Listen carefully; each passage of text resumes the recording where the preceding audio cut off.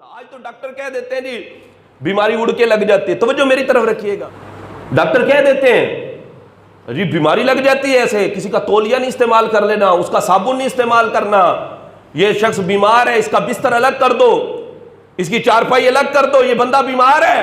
میں نے کہا کیسی باتیں کر رہے ہو یار, کیسی باتیں کر رہے ہو. اگر بیماری ایسے ہی اڑ کر لگ جاتی ہوتی تو مجھے بتاؤ بوڑھے ماں باپ کی خدمت کون کرے گا, بوڑھے ماں باپ کی دیکھ بھال کون کرے گا بھائی.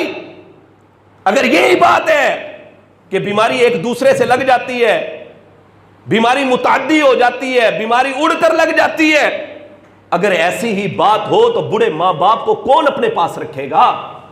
جب ماں باپ بیمار ہو جاتے ہیں کون اپنے پاس رکھے گا ان کو. اگر ایسی بات ہو, ڈاکٹروں نے اپنا ڈھونگ رچایا ہوا ہے. نبی پاک صلی اللہ علیہ وسلم کا فرمان سنیں.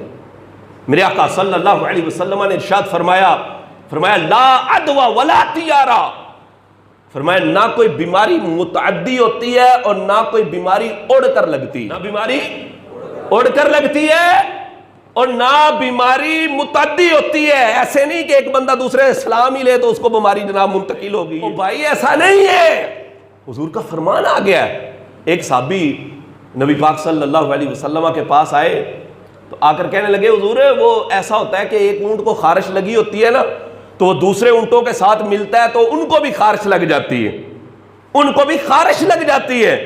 تو نبی پاک صلی اللہ علیہ وسلم نے بڑے پیارے انداز میں سمجھایا, فرمایا اچھا تو یہ سمجھ رہا ہے کہ پہلے اونٹ کی وجہ سے اس کو بیماری لگ گئی ہے, یہ خارش زدہ اونٹ دوسرے اونٹوں کے ساتھ ملا ہے, لگا ہے, تو یہ سمجھ رہا ہے کہ اس کی وجہ سے بیماری لگ گئی. فرمایا پہلے مجھے یہ بتا کہ پہلے اونٹ کو کس نے بیماری لگائی ہے, وہی پہلے اونٹ کو بیماری کیسے لگی ہے پہلے یہ تو بتا. تو جس ذات نے پہلے اونٹ کو اس آزمائش میں مبتلا کیا ہے اسی ذات نے دوسرے اونٹوں کو بھی اسی آزمائش میں مبتلا کر دیا ہے.